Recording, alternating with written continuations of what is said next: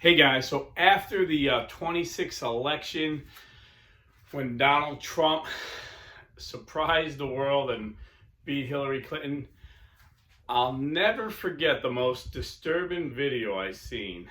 It was Jack Dorsey, the former CEO of Twitter, this ultra rich billionaire punk kid, literally cried like a little girl, talking to his staff, apologizing that he allowed Trump to win. I was like, that's kind of bizarre. A CEO of a free speech platform saying he allowed Trump to win. He said he promised to do everything he can to not allow him to win a re-election in 2020. And I was like, wow, this is a little crazy. I mean, I've always known the liberal media, the mainstream media, were Democrats, they were liberals, and they would suppress certain things, and they were extremely biased. You know, I've given the example.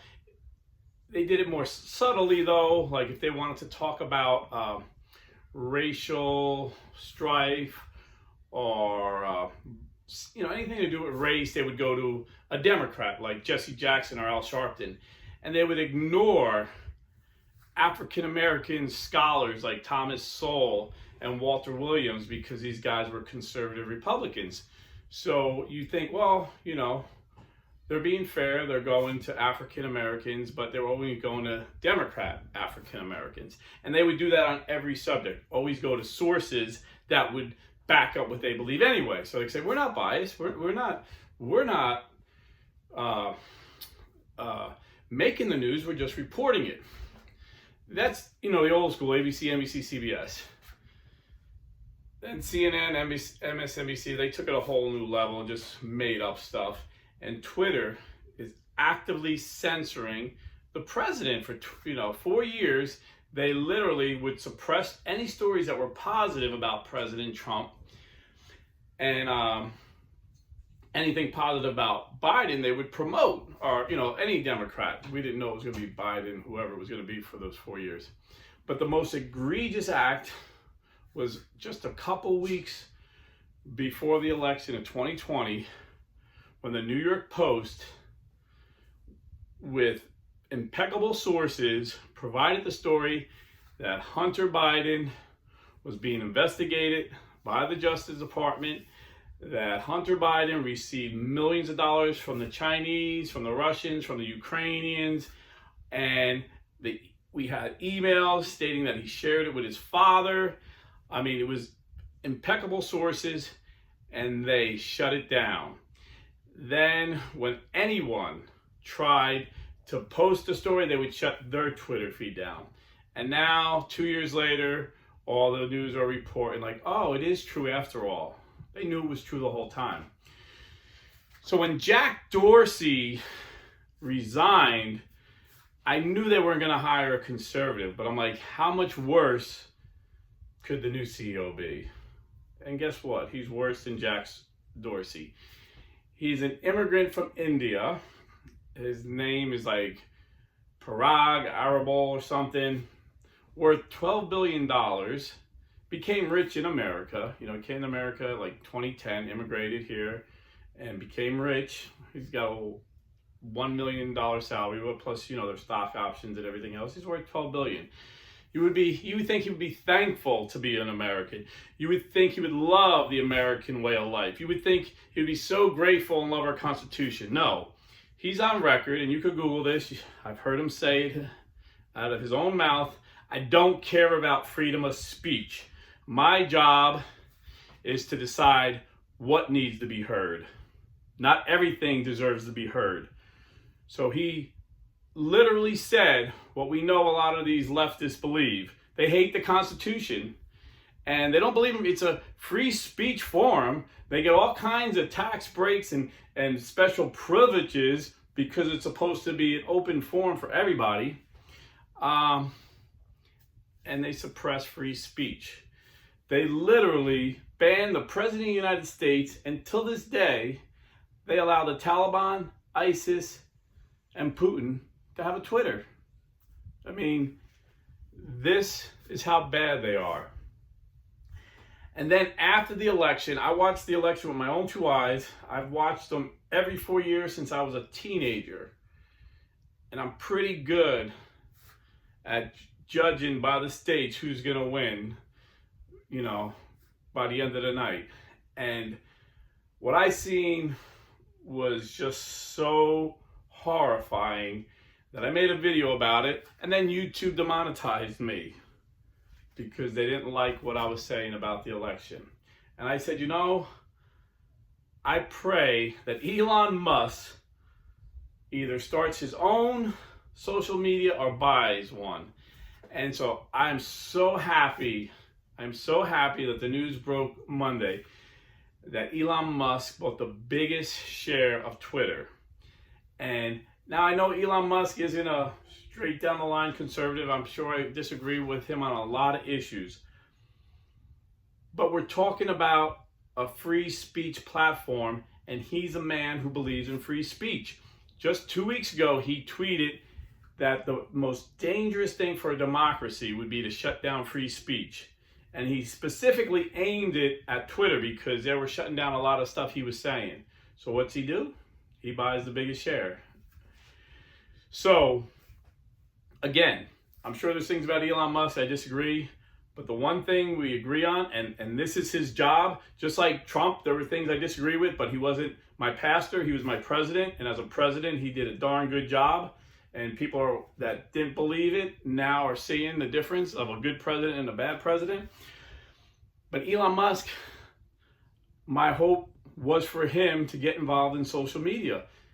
And, you know, starting a new social media company is hard. It's better to take one and just open it up to free speech, you know?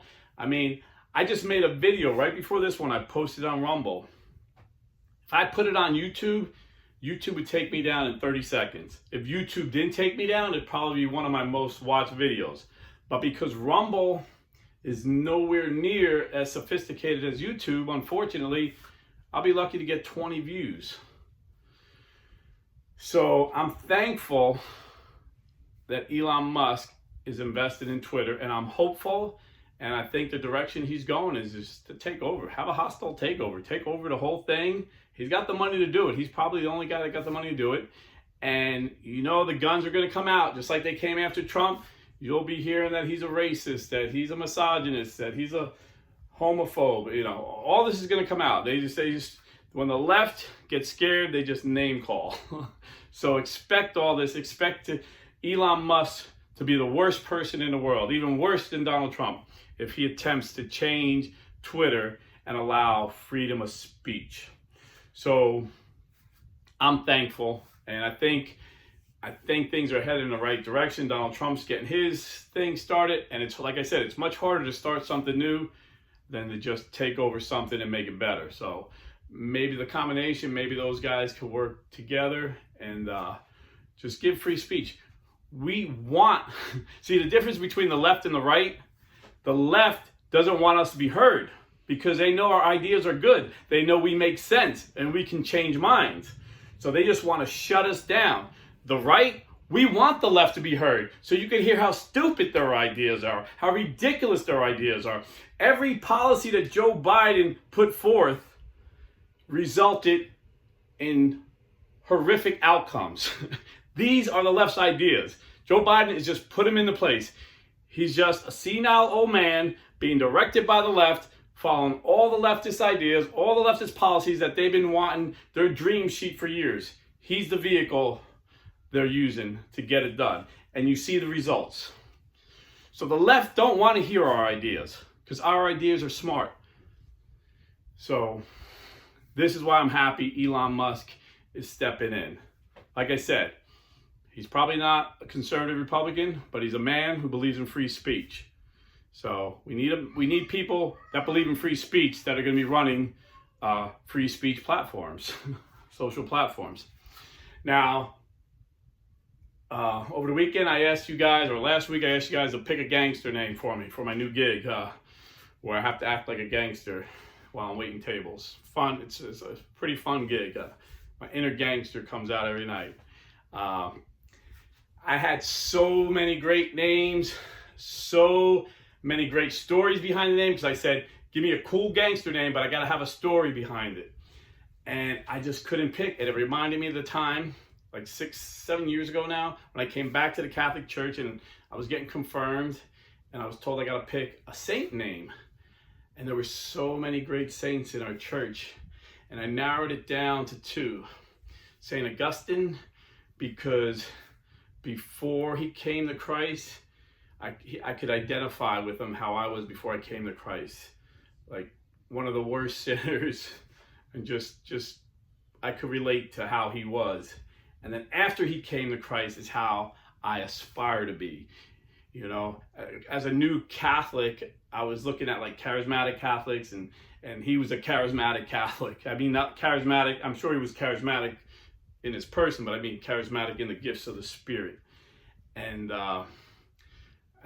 he did great things for the church. And he was brilliant as well, very smart, intellectual dude. So I was thinking about him. But then I read about Saint Athanasius.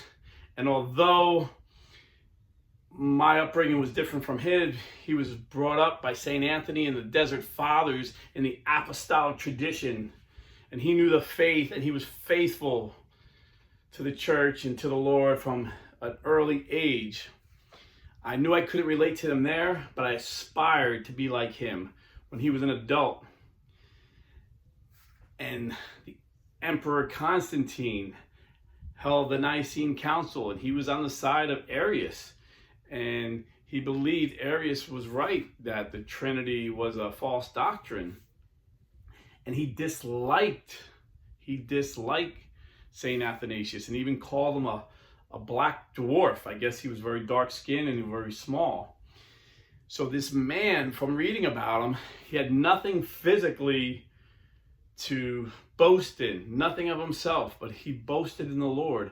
And with the power of the Holy Spirit, he stood up at that council and defended the apostolic faith and preserved the doctrine of the Trinity, and gave us the Nicene Creed. And I said, I want to be like that saint. So I picked the saint name, St. Athanasius. But getting back to the gangster name, there were so many great names. I don't want to mention them because I might leave somebody out. But there were like so many cool ones and so many funny ones that, because I'm acting like a gangster, but it's like a comedy club gangster thing. You got to be like a funny gangster, And there were so many cool things. But I decided to honor my grandfather and go with the name Otto the painter. And my grandfather was a hard-working man, a hard-working painter. Came from Italy. He wasn't a gangster, but he looked like a gangster. You can see the picture on my community board, but he wasn't. He was a hard-working Italian-American, was proud to be an American, loved America, but he never forgot his heritage. He always spoke Italian with his Italian friends, spoke English with his American friends. And he was a funny guy too. He was a hard worker. My uncle told me when he was a teenager, he told him one day, hey, Raymond, when you turn 18, you either get a job or you get a mirror. And he said, Pops, what do you mean a mirror? I understand the job, but why a mirror? He says, because if you don't have a job, you could watch yourself starve to death. If you didn't work, he thought you were a bum. I mean, I was 5 years old. He asked me if I had a job, and I said no, and he called me a bum. He's just old school Italian. Everybody works, Everybody works for a living. He's a great man. And he was always disappointed that none of his kids named their sons Otto. And he's like, oh, it would be easy. It'd be easy for the little boy. In first grade, he could spell my name the same forward and backwards. That's what he used to say. So I'm officially his first grandson to be named Otto. It's my gangster name, Otto the painter, because he was a painter. And in gangster talk, painter or guy or hitman, you paint, hey, I need you to paint the house. You're painting the house red, But when I introduce myself, if we're really busy, I call myself Otto. If we're not that busy, I say I'm Otto the painter, and then I explain why they call me that. So I want to thank you guys for all the great ideas. I just want to thank you guys for watching. And if you're curious about that Rumble video, all I did was read a report based on a CDC study, a massive study, and it's pretty radical. And you won't hear this in mainstream media, but I can't even talk about it on this channel because they'll shut me down. So check it out at Blue Collar Catholic Rumble. God bless and stay Catholic.